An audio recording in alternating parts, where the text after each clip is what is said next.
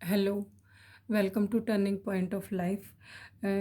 Previous video में हम लोगों ने meaning and objective of accounting study किया था। हमने अकाउंटिंग, अकाउंटेंसी, बुक कीपिंग के बारे में जाना और फिर हमने अकाउंटिंग की सब फील्ड के बारे में स्टडी किया, लिमिटेशन भी, उसके फीचर्स भी, यूटिलिटी, फंक्शन, वो सब कुछ हमने स्टडी किया। आप स्टूडेंट्स ने नोट किया होगा कि मैंने फर्स्ट चैप्टर में कुछ जो है टर्म यूज़ की थी, जैसे कि डेप्रिशिएशन, प्रॉफिट और loss, balance sheet, financial statement. तो एक अकाउंटिंग, जब हम आप कॉमर्स के स्टूडेंट हो तो आप डे रूटीन में डे बाय डे जैसे अकाउंटिंग जो टर्म होती हैं, तो उन चीज़ों के जो है चारों तरफ हमारी अकाउंटेंसी, अकाउंटिंग घूमेगी। तो आपको उन टर्म का जो है नॉलेज होना बहुत ज़रूरी है। हम उसको अकाउंटिंग की लैंग्वेज में जो है, हम उसको अकाउंटिंग टर्मिनोलॉजी बोलते हैं।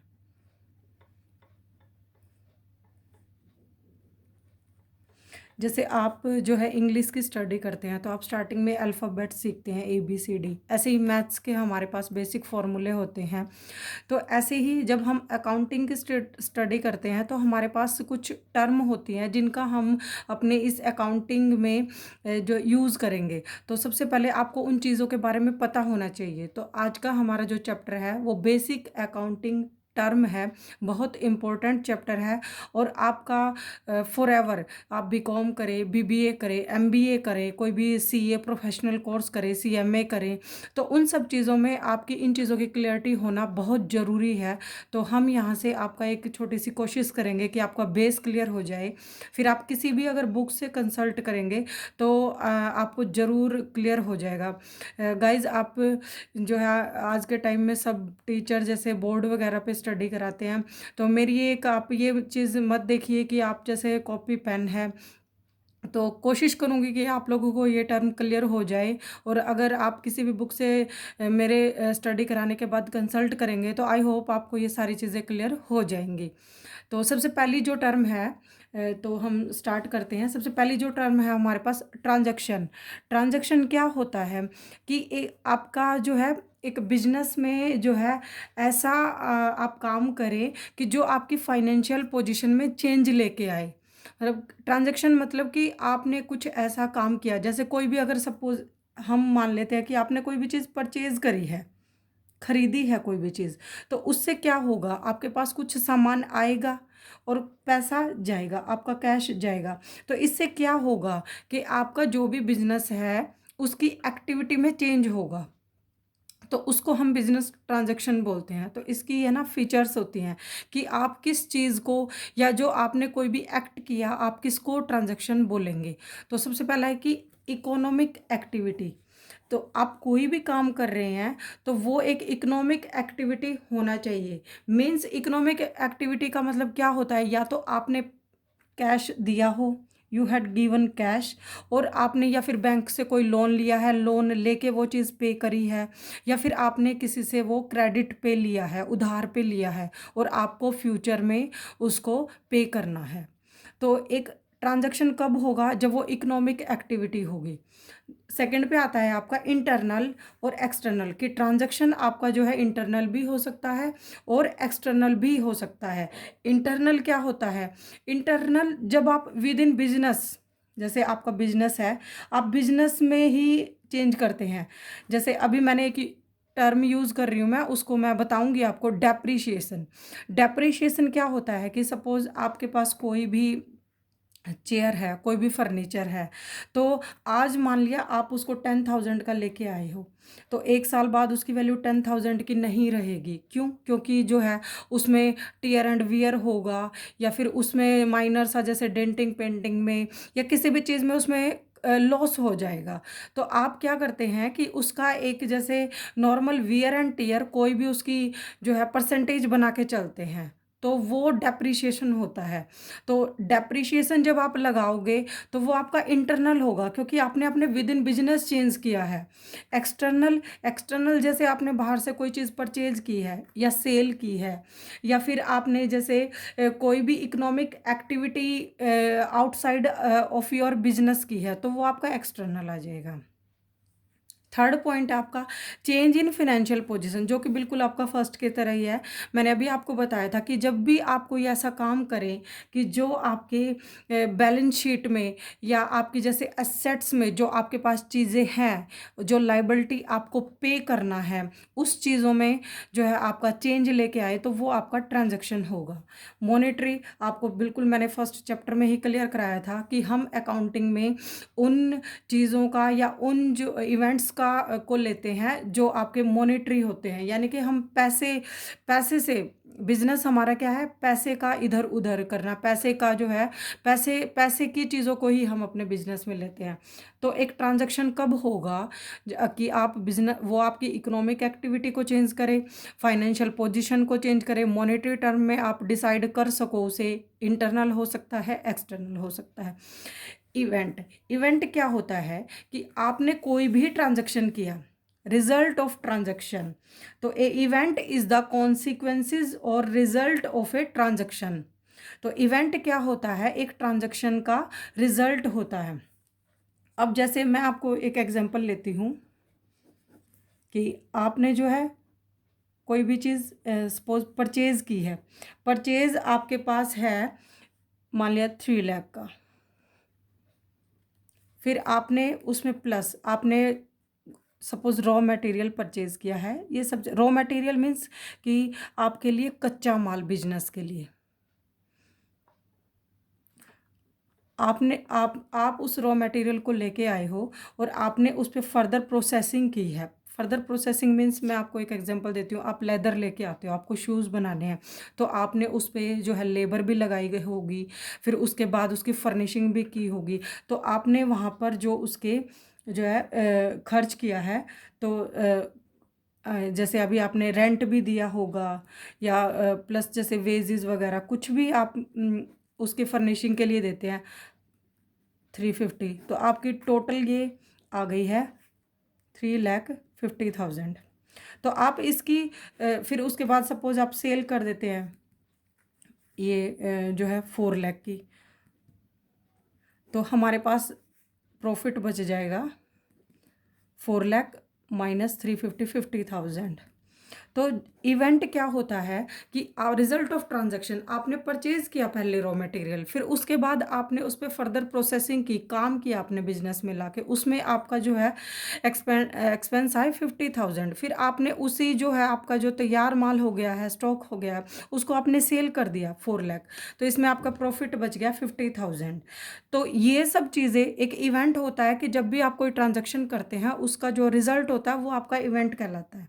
तो उसके बाद जैसे अकाउंट, अकाउंट क्या होता है, record of all business transaction के कोई भी जो है आपके पास कोई भी ट्रांजैक्शन होते हैं, इंडिविजुअल होते हैं या फिर जो है आप किसी भी बाहर फर्म से, कंपनी से, किसी और के साथ जो है थर्ड पार्टी के साथ आप जो है ट्रांजैक्शन करते हैं, तो आपको उन सब का एक प्रॉपर जो है सिस्टम मेंटेन करना होता है। आपने फर्स्ट चैप्टर में स्टडी किया ना कि एक सिस्टमेटिक रिकॉर्ड से जब हम अपने डाटा को रखते हैं तो वो हमारा अकाउंटेंसी बोला जाता है। तो अकाउंटेंसी में ही आपका अकाउंट आ गया। अकाउंट जो है क्या होता है, वो आपको एक ब्रीफ सा मैं आइडिया दे देती हूँ कि ये जो है अकाउंट हमारे पास, जैसे सपोज हमारे काफ़ी कस्टमर हैं या काफ़ी हम सेल परचेज करते हैं, सपोज राम है, श्याम है, मोहन है, एक्स कंपनी है, तो आपको क्या है, जैसे फर्स्ट चैप्टर में आपने स्टडी किया कि वाउचर जनरेट होंगे, फिर उसके बाद जर्नल में, लेजर में, तो आप राम के अकाउंट अलग रखेंगे, श्याम का अलग रखेंगे, मोहन का अलग सेपरेट रखेंगे, एक्स कंपनी का सेपरेट रखेंगे। तो आपके पास जो है ऐसे और भी हो सकते हैं, ये अकाउंट बन जाएंगे, राम्स अकाउंट, श्याम अकाउंट। तो अकाउंट से आपका क्या है कि पर्टिकुलर जो है एक कैंडिडेट का, एक पर्सन का, एक इंडिविजुअल एंटिटी का या पूरी बिजनेस एंटिटी का आपके पास अकाउंट होगा। जैसे आपका सपोज हम मान लेते हैं कि बैंक है, तो बैंक के पास 1,000 कस्टमर है या लाख कस्टमर है, तो बैंक के पास क्या होता है कि आप सबके अलग अलग अकाउंट्स होते हैं। उस अकाउंट्स में क्या होता है कि बैंक के पास ये हिसाब रहता है कि आपने बैंक में कब जो है पैसा ऐड किया है, कब कब वहाँ से आपने निकाला है, वो सब चीज़ें होती है ना, तो वो आपका अकाउंट ही है। तो इस अकाउंट की जो है हम फीचर स्टडी करेंगे। एक तो ये सबसे पहले कि टी शेप में होता है। टी शेप मीन्स कि आप ऐसे करेंगे तो ये एक टी हो जाएगा। अकाउंट जो है सबसे बेसिक जो फीचर है वो टी शेप में होता है। टी शेप, फिर उसके बाद जो है इसके दो साइड होते हैं। दो साइड तो मैंने कर दी टी शेप बना के। तो एक सबसे पहले ये वाली जो आपकी लेफ्ट हैंड साइड होती है वो डेबिट साइड होती है, DEBIT, डेबिट साइड होती है। और ये जो है आपकी क्रेडिट साइड होती है। तो डेबिट का जो है अगर आपको ये बताए कि आपकी जो लेफ्ट हैंड साइड है वो डेबिट साइड होती है, राइट हैंड आपका क्रेडिट होता है अकाउंट के केस में। तो इसको शॉर्ट फॉर्म में लिखते हैं हम ऐसे। तो आगे जब भी आप अकाउंट बनाएंगे, बनाना सीखेंगे इसमें, तो आप डेबिट को DR लिखेंगे, पीछे डॉट लगा देंगे। ऐसे ही क्रेडिट को CR लिखेंगे ऐसे। तो ये चीज़ है अकाउंट की जो शॉर्ट फॉर्म होती है। मतलब आगे आगे आप यूज़ करोगे इन चीज़ों का, इसीलिए आपको बताया ऐसे लिखते हैं। ठीक है, तो ये सब चीज़ें हैं। तो अकाउंट के बारे में आपने क्या स्टडी किया है कि अकाउंट जो है कि आपका जो है लेज़र रिकॉर्ड होता है। जैसे राम के साथ, अभी एग्जांपल ले रहे हैं हम लोग, राम के साथ आपने पूरा ईयर में 50 ट्रांजैक्शन किए हैं, तो वो 50 जो है रिकॉर्ड आपके वो लेज़र में इकट्ठे हो जाएंगे। तो लेज़र जो है अकाउंट क्या होगा, account is a laser record in A summarised form, कि आपने राम के अकाउंट को समराइज कर दिया है। राम का जो सारा का सारा ट्रांजैक्शन है आपको वो राम के अकाउंट में मिल जाएगा। वहाँ से आप राम का बैलेंस पता कर सकते हैं। जैसे आप बैंक में जाते हैं ना, आपको पूछना होता है कि हमारा बैलेंस कितना है, तो बैंक वाले फटाफट से आपको कैलकुलेट करके बता देते हैं कि आपके जो है बैंक में अकाउंट में इतने पैसे हैं। तो ये सब चीज़ है हमारी। डेबिट की शॉर्ट फॉर्म होती है DR, क्रेडिट की फॉर्म होती है CR। अकाउंट को हम शॉर्ट फॉर्म में लिख सकते हैं ऐसे, अकाउंट ये वाला A/C, स्मॉल सी। फिर उसके बाद हम स्टडी करते हैं। तो आई होप आपको ये हो गया होगा क्लियर। एक जैसे परचेज, परचेज आपको पता है कि परचेज होता है कि कुछ भी खरीदना, आप किसी से भी खरीद सकते हैं। तो परचेज बिजनेस में जो है रॉ मटेरियल परचेज करना होता है, या कई बार जैसे हम किसी और से कुछ हाफ प्रिपेयर करा के उसको हाफ खरीद लेते हैं। तो परचेज आपकी जो है दो तरीके से हो सकती है, कैश, एक क्रेडिट। क्रेडिट होता है उधार खरीदना, कि आप जैसे हम अपने पर्सनल लाइफ में भी जैसे किसी को पैसे दे देते हैं, कैश दे देते हैं, कुछ क्रेडिट पे रख लेते हैं, वो चीज़ें। परचेज मीन्स खरीदना। तो एक वर्ड आता है गुड्स।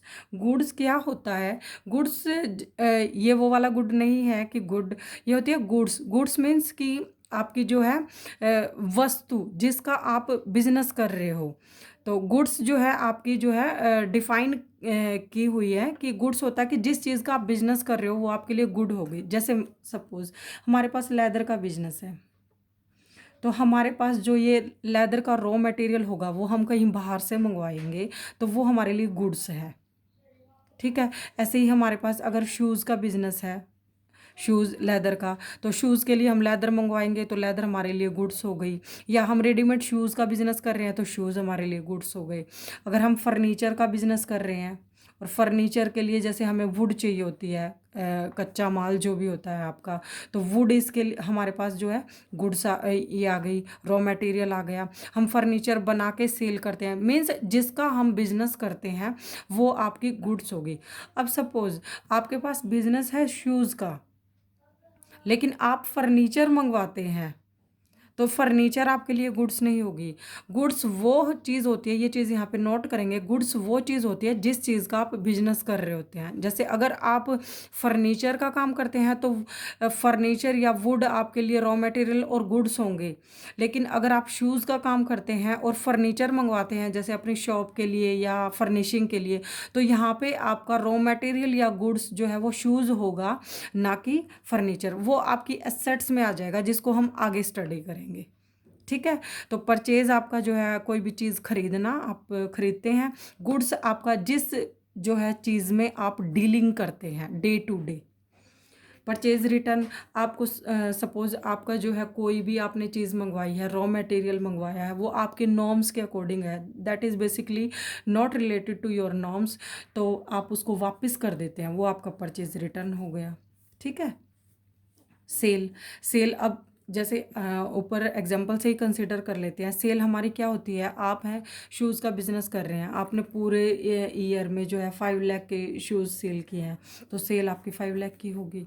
तो सेल जिस भी गुड्स में आप जो है अपना बिजनेस कर रहे हैं उसको सेल आउट करना। सेल रिटर्न, अब ये परचेज रिटर्न का जो है रिवर्स हो गया। परचेज रिटर्न में आप लोग क्या करते हैं कि आप रॉ मटेरियल या गुड्स जो है वापस करते हैं, और ये जब आपने सेल किया तो वो नॉर्म्स के अकॉर्डिंग नहीं है, फिर वो आपके पास वापस आया, तो ये सेल रिटर्न है। ये सेल के अपोजिट है, और परचेज रिटर्न परचेज के अपोजिट है। कोस्ट, कोस्ट आपका क्या होता है कि आपने पर्टिकुलर एक प्रोडक्ट को जो है बनाया है, उसकी कॉस्ट आपको कितनी पड़ी है। मैं सपोज़ कि मेरा पेन का बिजनेस है, तो मुझे ये पेन बनाने में 5 रुपीज़ 10 रुपीज़ कितना पैसा लगा है। इसका रॉ मटेरियल, जैसे इसका ये प्लास्टिक का कैप है या इसके अंदर ये जो रिफ़िल है, इसकी कॉस्ट कितनी है। आप जो है इसकी हर स्टेप वाइज कॉस्ट निकाल लेंगे, वो आपकी कॉस्ट होती है प्रोडक्ट की। अब इसमें दो वर्ड आ जाते हैं, एक्चुअल और नॉशनल। तो एक्चुअल क्या होता है कि जो आपकी कॉस्ट आई है वो एक्चुअल है। नॉशनल क्या होता है, नॉशनल मतलब छिपा हुआ होना। अब एक एग्जांपल ले लेते हैं यहाँ पे। एक एग्जांपल ये लेंगे कि सपोज़ आपके पास जो है फैक्ट्री या कंपनी लगाने के लिए स्पेस है, तो आपके पास जो है स्पेस है। तो अब हम यहाँ पे ये देखेंगे कि ये स्पेस अगर आप रेंट पे देते तो आपको 20,000 या 30, कुछ भी मान लीजिए 20-30 मिल जाता।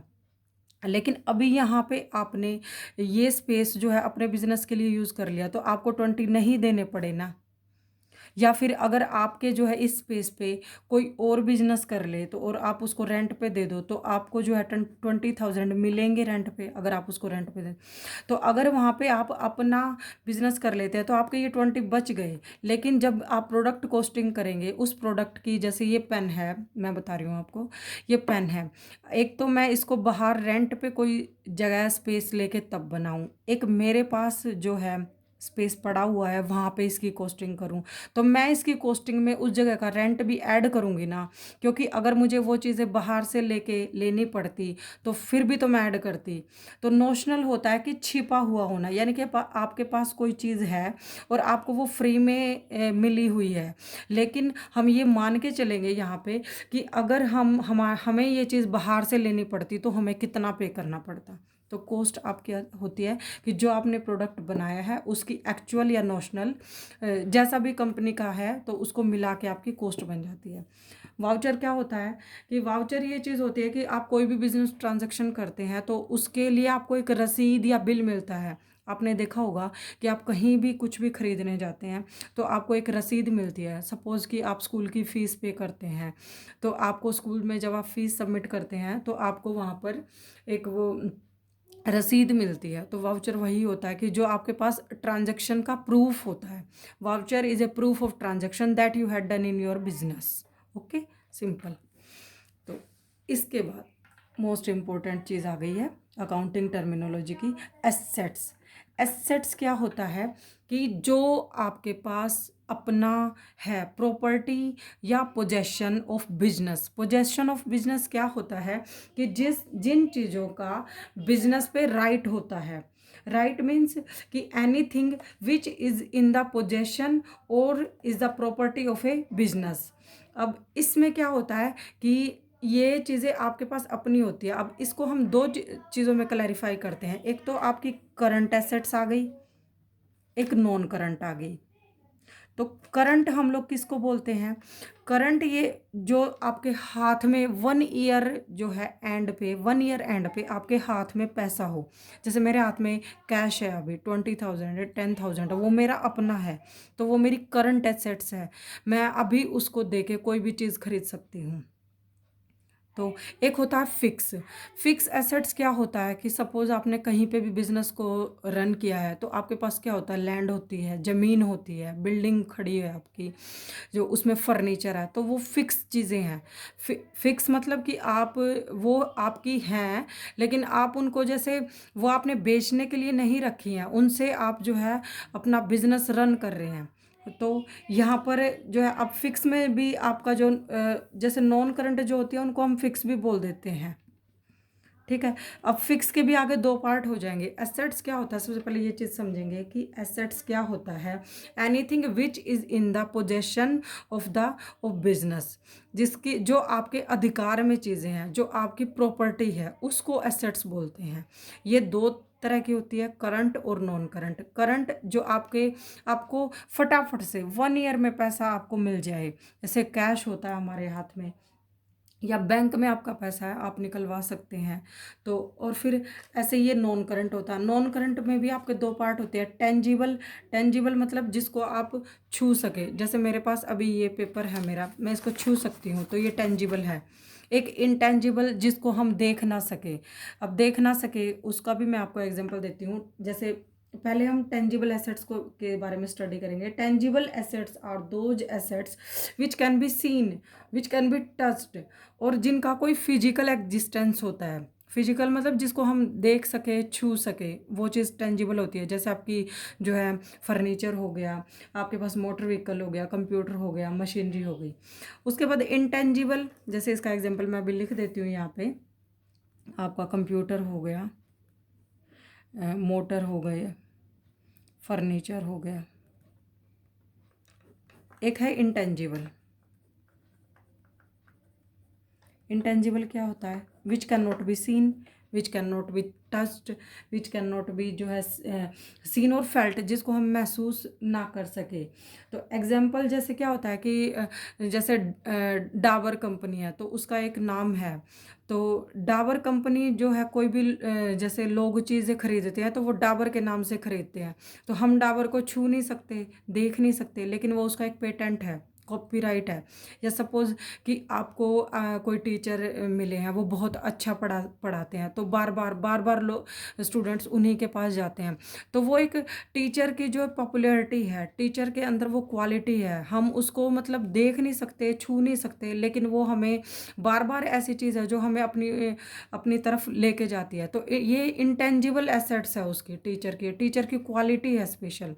तो आपके पास कोई भी पेटेंट होता है, कॉपीराइट है, जैसे जैसे आप लोग पेन खरीदते हैं तो आप लोग बोलोगे कि सेलो बटरफ्लो एक अच्छा पेन है। तो जो सेलो बटरफ्लो है वो उसका पेटेंट है, कॉपीराइट है। तो उसकी क्वालिटी की वजह से आप लोग बार बार उसी चीज़ को खरीदते हो। तो ये एक इंटेंजिबल एसेट्स है कंपनी की। तो आई होप आपको ये एसेट्स क्लियर हो गया होगा। तो इसके बाद और भी बहुत सारी अकाउंटिंग टर्म है, हम उसको नेक्स्ट वीडियो में स्टडी करेंगे। Thank you.